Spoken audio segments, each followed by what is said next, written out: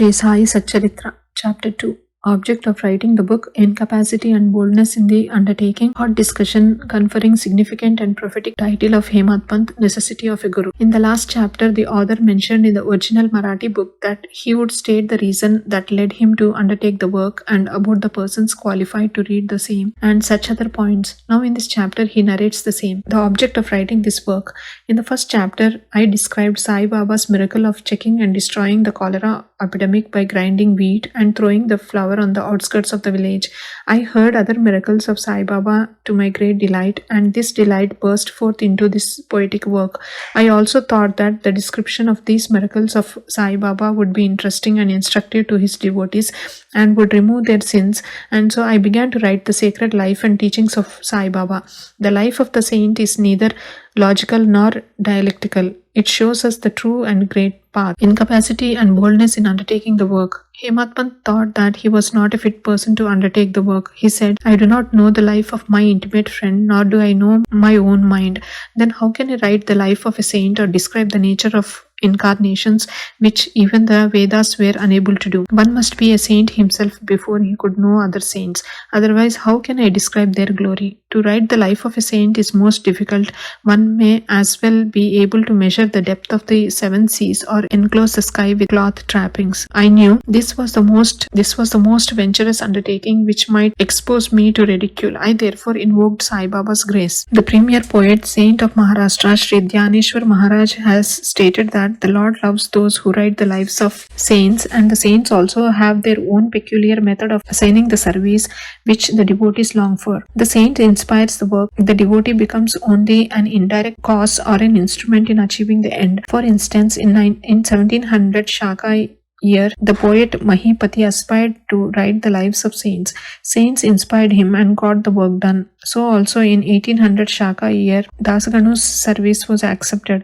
The former wrote 4 works: Bhakta Vijay, Santa Vijay, Bhakta Leelamrut and Santa Leelamrut, while the latter wrote 2, Bhakta Leelamrut and Sant Kathamrut, in which the lives of modern saints were described. In chapters 31, 32, 33 of Bhakta Leelamrut and in chapter 57 of Sant Kathamrut, the life and teachings of Sai Baba are very well depicted. These have been separately published in Sai Leela magazine numbers 11 and 12, volume 17. The readers are advised to read these chapters. So also Sai Baba's wonderful Leelas are described by Mrs. Savitri Bai Raghunath Tendulkar of Bandra in a small book named Sri Sainath Bhajanmala. Dasganu Maharaj also has composed various sweet poems on Sai Baba. A devotee named Amidas Bhavani Mehta has also published some stories of Sai Baba in Gujarati. Some numbers of Sainath Prabha, a magazine published by Dakshina Bhiksha Samstha of Shetty, are also published. Then the question of objection comes in, that while so many works regarding Sai Baba are extant, why should this Satcharitra be written and where is its necessity? The answer is plain and simple. The life of Sai Baba is as wide and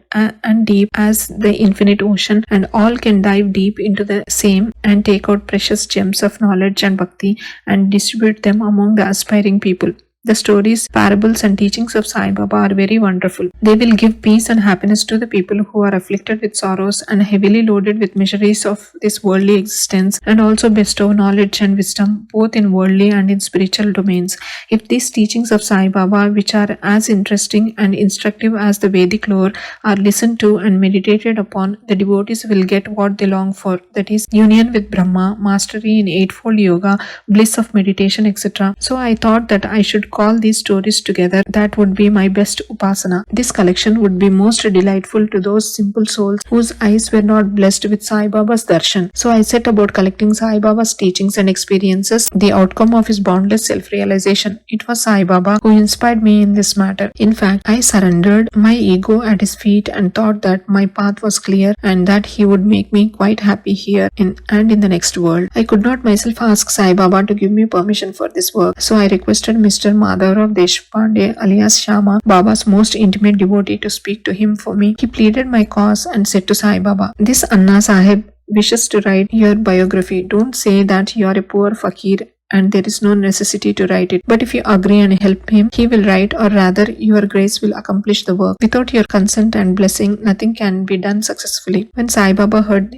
this request, he was moved and blessed me by giving me his udi, sacred ash, and placing his boon bestowing hand on my head. Said, let him make a collection of stories and experiences, keep notes and memos. I will help him. He is only an outward instrument. I should write my autobiography myself and satisfy the wishes of my devotees. He should get rid of his ego, surrender it at my feet. He who acts like this in life, him I help the most. What of my life stories? I serve him in his house in all possible ways. When his ego is completely annihilated and there is left no trace of it, I myself shall enter into him and shall myself write my own life. Hearing my stories and teachings will create faith in devotees' hearts and they will easily get self-realization and bliss. Let there be no insistence on establishing one's own view. Let there be no insistence on establishing one's own view.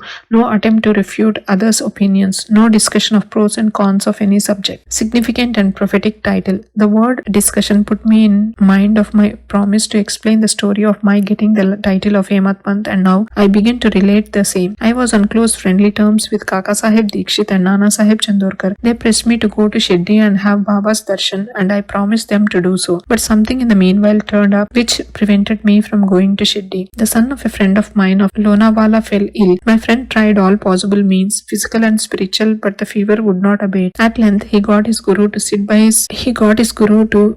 the bedside of his son, but this too was of no avail. Hearing this, I thought, what was the utility of the guru if he could not save my friend's son? Guru can't do anything for us. Why should I go to Shirdi at all? Thinking this way, I postponed my Shirdi trip. But the inevitable must happen, and it happened in my case as follows. Mr. Nana Sahib Chandorkar, who was divisional officer, was going on tour to Basain. From Thana, he came to Dadar and was waiting for a train bound for Basain. Meanwhile, a Bandra local turned up. He sat in it and came to Bandra and sent for me and took me to task for putting off my Shirdi trip. Nana's argument for my Shirdi trip was convincing and delightful, and so I decided to start for Shirdi the same night. I packed up my luggage and started for Shirdi. I planned to go to Dadar and from there to catch the train for Manmad, and so I booked myself for Dadar and sat in the train. When the train was to start, a Mohammedan came hastily to my compartment and seeing all my paraphernalia asked me where I was bound to. I told him about my plan. He then suggested that I should go straight to Bori Bandar and not to wait at Dadar as the Manmad mail did not stop at Dadar. If this little miracle or Leela had not happened, I would not have reached Shirdi next day as settled, and many doubts would have assailed me. But that was not to be. As fortune favored me, I reached Shirdi the next day before 9 or 10 a.m. Bau Sahib, Kaka Dikshit, was waiting for me there. This was in 1910, when there was only one place, that is Satyas Wada, for lodging pilgrim devotees. After alighting from Tanga, I was anxious to have darshan when the great devotee Tatya Sahib Nulkar returned from the masjid and said that Sai Baba was at the corner of the Wada and that I should first get the preliminary darshan and then after bath see him at leisure. Hearing this, I ran and prostrated before Baba, and my joy knew no bounds.